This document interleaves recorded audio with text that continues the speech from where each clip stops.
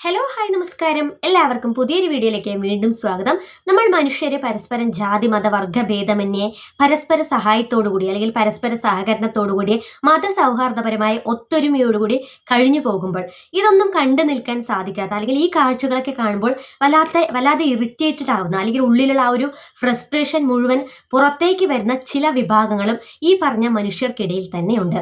അങ്ങനെയുള്ള വിഷം തീനികളുടെ അല്ലെങ്കിൽ പാഷാണത്തിൽ കൃമികളുടെ പേരാണ് സംഘികൾ എന്ന് പറയുന്നത്. ഇവർക്ക് യഥാർത്ഥത്തിൽ ഇവർ കഴിക്കുന്നത് അരിയാഹാരത്തിന് പകരം ചാണകമാണ് എന്നുള്ളതൊക്കെ നമുക്ക് ചില സമയത്തൊക്കെ തോന്നും. കാരണം അവർ പറയുന്ന കാര്യങ്ങളായിക്കോട്ടെ, ചെയ്യുന്ന പ്രവർത്തികളായിക്കോട്ടെ അതിനുള്ള ഏറ്റവും വലിയ ഉദാഹരണമാണ്. ഞാനിത് പറയാനുള്ള പ്രധാന കാരണം മറ്റൊന്നുമല്ല, നിങ്ങൾ ഈ സ്ക്രീനിൽ കാണുന്നത് രണ്ട് സംഘികളുടെ മുഴുത്ത അല്ലെങ്കിൽ സംഘിത്തരം എന്ന് പറയുന്ന അല്ലെങ്കിൽ ചാണകം ഈ ഒരുപാട് കഴിച്ചുകൊണ്ട് അതിൻ്റെ ആ ഒരു മത്ത് തലക്കി പിടിച്ചിരിക്കുന്ന രണ്ട് വ്യക്തികളുടെ പോസ്റ്റാണ് നിങ്ങൾ സ്ക്രീനിൽ കണ്ടുകൊണ്ടിരിക്കുന്നത്. ഒന്ന് ലക്ഷ്മി കോനാത്ത എന്തോ എന്ന് പറയുന്ന ഒരു ലേഡിയുടെ, മറ്റൊന്ന് നിങ്ങൾക്കൊക്കെ അറിയുന്ന ഒരു വ്യക്തിയാണ്, ഹിന്ദു ഐക്യവേദിയുടെ സംസ്ഥാന പ്രസിഡന്റ് ആണ് എന്ന് പറഞ്ഞുകൊണ്ട് KP ശശികല ടീച്ചർ എന്ന് പറയുന്ന വിശകല ടീച്ചറുടെ പോസ്റ്റുമാണ്. അതായത് ഈ പറഞ്ഞിരിക്കുന്നത് മറ്റൊന്നുമല്ല, ഒന്ന് നമ്മുടെ അർജുൻ മനാഫ് വിഷയം. ഈ ഒരു വിഷയത്തിൽ മനാഫ് ഒരു കാര്യം പറഞ്ഞിരുന്നു. അതായത് അർജുനെ കണ്ടെടുത്ത ആ ഒരു സമയത്ത് അതിവൈകാരികമായിട്ടുള്ള ഒരു കാര്യം പറഞ്ഞിട്ടുണ്ടായിരുന്നു. അതായത് മനാഫിന്റെ 3 മക്കൾ, ഈ 3 മക്കളുടെ കൂടെ അർജുന്റെ കുഞ്ഞിനെയും അതായത് അർജുന്റെ മോനെയും എൻ്റെ മക്കളെ പോലെ തന്നെ ഞാൻ അർജുന്റെ മകനെയും വളർത്തും എന്ന് പറഞ്ഞിരുന്നു. ഈ കാര്യത്തെയാണ് വളച്ചൊടിച്ചുകൊണ്ട് ഈ പറഞ്ഞ ലക്ഷ്മി കാനാത്ത് എന്ന് പറയുന്ന വ്യക്തി പറഞ്ഞിരിക്കുന്നത്. മനാഫ് ഈ 3 മക്കളുടെ കൂടെ അർജുന്റെ മകനെ വളർത്തും എന്ന് പറഞ്ഞത് അർജുന്റെ ഭാര്യയെ വിവാഹം കഴിച്ചുകൊണ്ട് അർജുന്റെ ഭാര്യയെ ബീവിയാക്കിക്കൊണ്ട് ഈ കുഞ്ഞിനെ വളർത്തും എന്നുള്ള തരത്തിൽ, അതായത് അർജുന്റെ ഭാര്യയെ വിവാഹം കഴിക്കണം എന്നുള്ളതാണ് പറഞ്ഞിരിക്കുന്നത് എന്നാണ് ഈ ലക്ഷ്മി കാനാത്ത് പറഞ്ഞിരിക്കുന്നത്. ഇതേ പോസ്റ്റിനെ ഷെയർ ചെയ്തുകൊണ്ടാണ് നമ്മുടെ വിശകല ടീച്ചർ വന്നിരിക്കുന്നത്. ഇവരുടെയൊക്കെ ഈ സംഘിത്തരം എന്നാണൊന്ന് മാറുക എന്നുള്ളത് എനിക്ക് ഒരിക്കലും മനസ്സിലാകുന്നില്ല. കാരണം ഏതൊരു സമയത്തും നമ്മളൊക്കെ വളരെയധികം ഐക്യത്തോടുകൂടി മുന്നോട്ട് പോകുന്ന അതിലൊക്കെ എന്തെങ്കിലുമൊക്കെ കുത്തിത്തിരിപ്പുണ്ടാക്കി പരസ്പരം അങ്ങോട്ടും ഇങ്ങോട്ടും ഭിന്നിപ്പുണ്ടാക്കുക എന്നുള്ളതാണ് ഇവരുടെ പ്രധാന ലക്ഷ്യം എന്ന് പറയുന്നത്. മനാഫ് എവിടെയെങ്കിലും പറഞ്ഞിട്ടുണ്ടായിരുന്നോ അർജുന്റെ ഭാര്യയെ തനിക്ക് വിവാഹം കഴിക്കണം അല്ലെങ്കിൽ ഞാൻ അർജുന്റെ ഭാര്യയെ കെട്ടാമെന്ന് പറഞ്ഞിട്ടുണ്ടായിരുന്നു?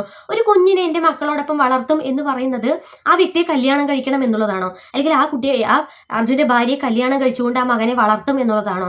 നമ്മളൊക്കെ വയനാട് ലാൻഡ് സ്ലൈഡിലും അങ്ങനെ മറ്റൊരുപാട് ഇത്തരത്തിലുള്ള ദുരന്തങ്ങൾ വരുന്ന സമയത്ത് നമ്മൾ മനുഷ്യരാണ്, നമ്മൾ പരസ്പരം പറയുന്ന ഒരു കാര്യമാണ്. അതായത് ആരെങ്കിലും കാണുന്ന സമയത്ത് പൊതുവെ കേരളീയർക്ക് അതായത് സഹായിക്കാനുള്ള മനസ്ഥിതി കൂടുതലാണ്. അത് നിങ്ങൾ ശ്രദ്ധിച്ചാൽ തന്നെ മനസ്സിലാവുന്ന ഒരു കാര്യമാണ്. നമ്മൾ അങ്ങനെ ഒരു ബുദ്ധിമുട്ടുണ്ടാകുന്ന ഒരു സമയത്ത് അവരെ സഹായിക്കും, അവരെ സ്വന്തം മക്കളെ പോലെ വളർത്തും എന്ന് പറയുന്നത് ഒരു സഹായമാണ്. അവരെ നമ്മുടെ മക്കളോടൊപ്പം തന്നെ അവരുടെ കാര്യങ്ങളും ചെയ്യും, അല്ലെങ്കിൽ അവർക്കൊരു ആശ്വാസ വാക്ക് കൊടുക്കുന്നതാണ്. അതിന് പകരം ഇത് അർജുന്റെ ഭാര്യ ഞാൻ ബീവിയാക്കാം എന്നുള്ളതിലേക്ക് വളച്ചൊടിക്കുമ്പോൾ തന്നെ ഈ പറയുന്നവരാണ് ഹിന്ദു മതത്തെ സംരക്ഷിക്കുന്നവർ, അല്ലെങ്കിൽ മതസംരക്ഷകർ, സാംസ്കാരിക സംരക്ഷകർ, സംസ്കാരത്തിന്റെ ഉന്നമനത്തിന് വേണ്ടി പ്രവർത്തിക്കുന്നവർ എന്ന് സ്വമേധയാ പൊങ്ങച്ചം പറഞ്ഞുകൊണ്ട് നടക്കുന്നത്. ഇവർക്കൊക്കെ എന്ത് യോഗ്യതയാണ് സത്യത്തിലുള്ള? ഇവരൊക്കെ സംസ്കാരത്തെ സംരക്ഷിക്കുന്നു അല്ലെങ്കിൽ സംസ്കാര സംരക്ഷകരാണ് എന്ന് പറയാൻ എന്ത് അർഹതയാണുള്ളത്, അല്ലെങ്കിൽ എന്ത് യോഗ്യതയാണുള്ളത്?